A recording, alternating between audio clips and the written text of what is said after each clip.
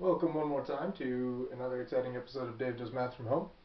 Today's episode of Dave Does Math from Home is about a topic that is very special in my heart.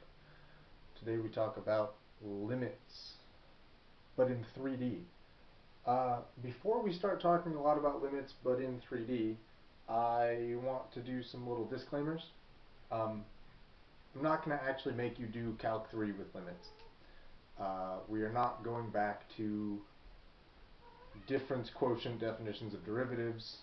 I'm not going to ask you to take the limit of a Riemann sum to get an integral. We're not really doing any of that. So, to be very honest, our look at limits in Calc 3 is very much like a formality. We're not going to use this information to do Calc 3. I just want to emphasize the fact that calculus is still based on top of limits. Like, we don't, most of Calc 1 and pretty much all of Calc 2, we accomplish most of those things without actually doing the limits. But limit is still like the concept that undergirds the entire system. Without limits, none of this works. So it's worth taking a quick look at what limits look like in 3 dimensions, even if we're not going to be using these techniques in the actual class to do limit, difference quotient derivatives. But just to see what it looks like and remind you that limits are important and they're what's going on behind the scenes in all of this. So should be a quick section, not a ton of homework. Let's see what it goes. First, a very brief review of limits in 2 dimensions. In 2 dimensions,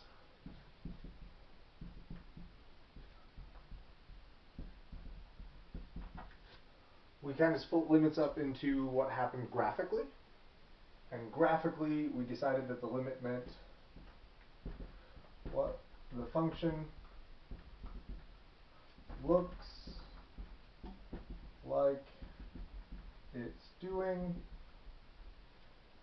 This was our initial definition, and then as we sort of probed deeper into the idea, we realized that in order to establish what the function looks like it's doing, we had to get something like the limit as x approaches a number from the right had to equal the limit as x approaches the number from the left. So what it looks like it's doing meant from both directions, from the left and from the right. They had to match. In 2 dimensions, there are 2 ways that you can get to this x value that is a. You can go this way, you can go that way, that's it. Those are your only options. But both of those options had to match in order for you to get a limit. Or, I mean, if they didn't match, then the limit didn't exist. It's possible that these limits, like, if you've got a function that's doing this, like obviously the left and right limits don't match here at a, but that just means that there is no limit as x approaches a. So, that was limits graphically. Limits analytically came to us in a 3-part plan that is guaranteed to work every time. Plan A was plug it in. Plan B was simplify, then plug it in. Simplify in this case usually meant factor the top and bottom and cancel the common term. On rare occasions, simplify meant multiply the top and the bottom by the conjugate to clear some radicals. I don't think you have any problems like that in this homework assignment, but if you do, now's a great time to review what it means to multiply the top and bottom of a rational radical function by the conjugate to clear the radicals. I think I said that right. There's a lot of words there. And then plan C, of course, everyone's favorite plan is give up. The limit does not exist. And somewhere in there we sort of added a plan L. Plan L was sort of like plan B into half, where we said you could, this was L'Hopital's.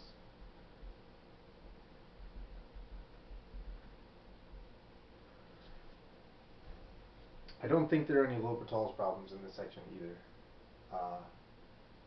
In fact, I'm confident that there are not, because doing L'Hopital's on these functions would involve knowing how to do derivatives of multi-value functions, and we don't. So for this homework section, we're not going to do L'Hopital's. I think all the questions in this section are plan A or plan B situations. We might get a plan C somewhere. So this was limits in 2 dimensions. This is what we have done before. We spent an entire chapter of Calculus 1 doing this. It's actually in the same book. It's chapter 2 of the book that we are still currently using for Calc 3. So now it's time to see what changes when we add a dimension.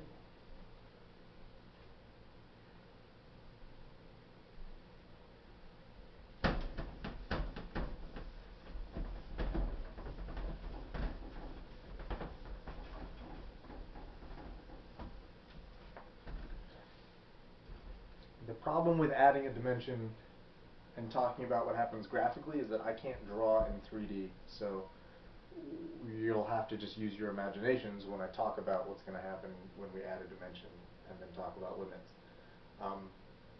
So in 3D, limits graphically still means what the function looks like it's doing. Here's the big change for 3D. Still means this. That hasn't changed. What has changed is that when we deal with limits that look like the limit, we're not dealing with the limit of f of x anymore. We're dealing with the limit of f of x, y. And instead of x approaching a number, we're going to have x comma y approaching a point, like a, b, right? Maybe they'll go towards like 2 comma 3 or whatever. And that's what happens if this is 2, 3, then we're approaching this point right here. And we're seeing what kind of height, if this is x, this is y. Z, again, is coming out of the board, so this is positive z, that's negative z behind the board. So we're looking at what the function, this surface that's probably doing weird curvy surface things out above this, or in front of the board. We would be looking at what this function is doing as x and y approach this point. And the problem with approaching this point is it's not just about left and right anymore. You can approach this point from the left, and you can approach this point from the right. You could also approach this point from the top. You could approach this point from the bottom. You could approach this point from sideways. You could approach this point from the origin. You could approach this point from 1/3 of a degree south of horizontal. You could approach this point from almost straight up and down, but a little crooked. Hopefully you begin to see the issue here. The number of ways you can approach this point is infinite. There are infinitely many paths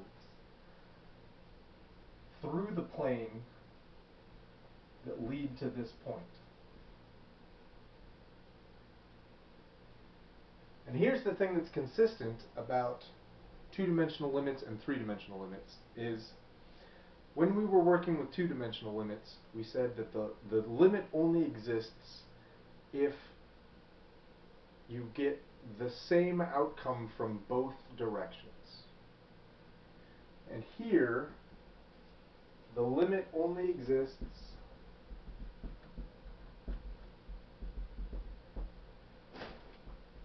if you get the same outcome from all directions.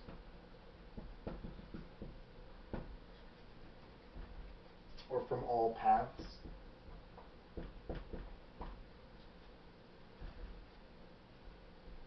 Which makes this a lot harder to do. So hopefully you remember in chapter 2 when we were working with limits, there were a bunch of problems where we were looking at like graphs, kind of like what I drew 5 minutes ago. We had a graph that came up here and then had a circle and then a dot and went that way.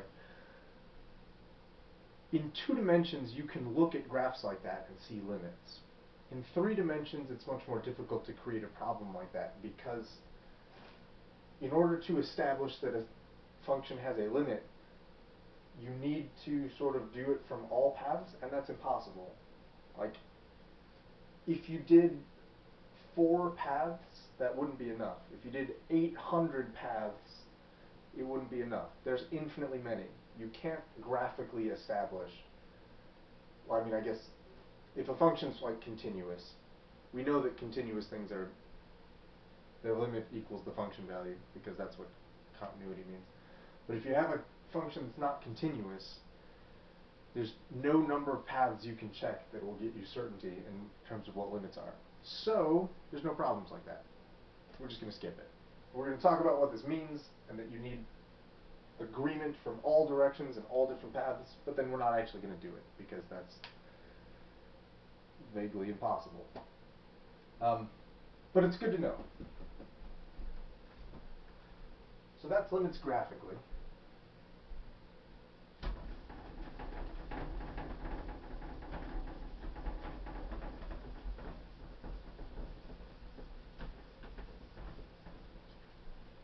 Limits analytically.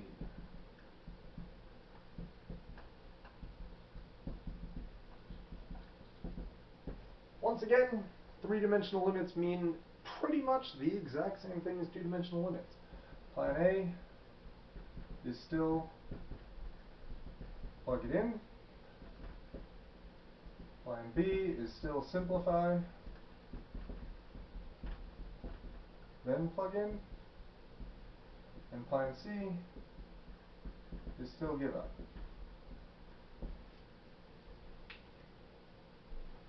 So let's say we have a function like f of x, not parentheses there, f of x, y equals, let's say,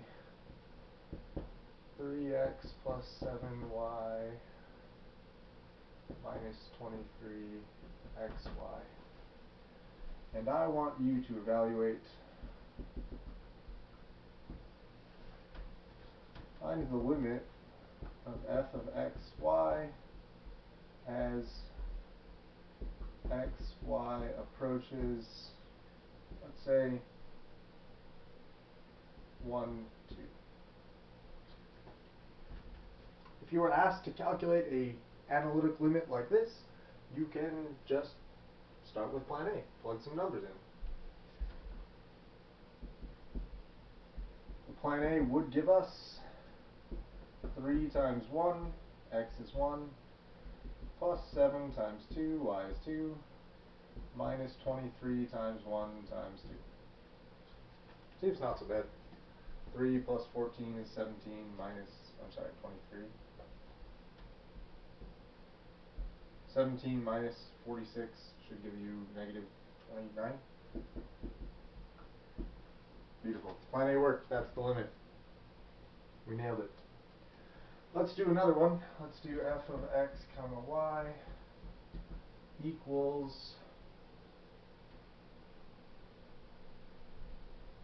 3x minus 2y divided by 9x squared minus 4y squared. And I want the limit as x comma y approaches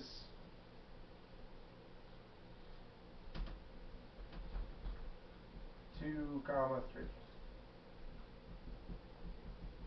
I want the limit of f of xy as xy approaches 2 comma 3. As usual, we will start with plan A.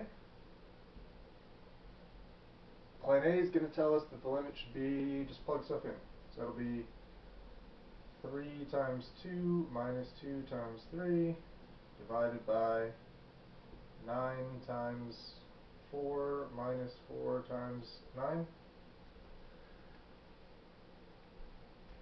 which is 0 over 0, which is a sad face, which means plan A has failed us. So we're going to try and simplify this thing a little bit. The bottom looks factorable.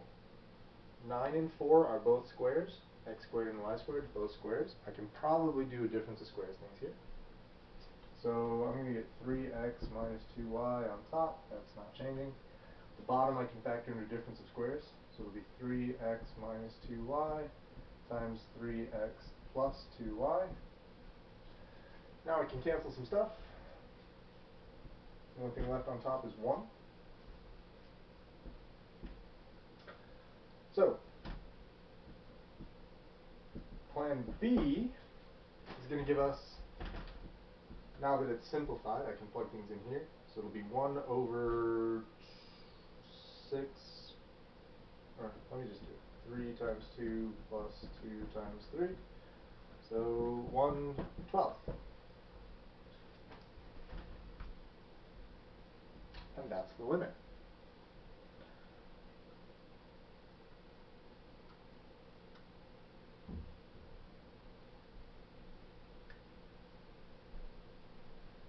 If I asked you, I'm running out of time on this video and I really don't want this section to turn into 2 videos, so I'm going to speed through this third example. Pay close attention. Listen. If I asked you for the limit of f of xy as xy approached 2 comma negative 3, let me write that one down. Limit f of xy not over as xy approaches 2 comma negative 3.